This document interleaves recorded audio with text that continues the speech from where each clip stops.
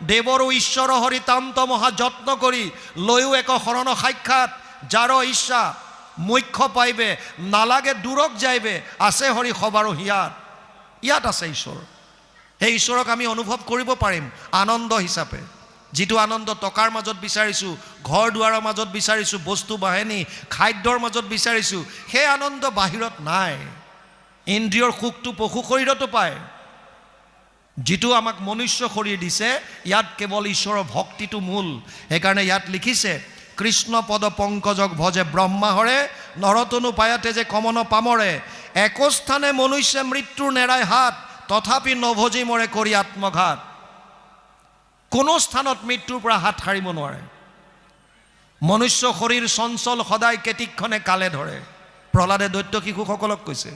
কোন মুহূৰ্তত কাৰ মৃত্যু আহে ঠিক নাই ধৰি লওক আপুনি এখন ট্ৰেইনত উঠিছে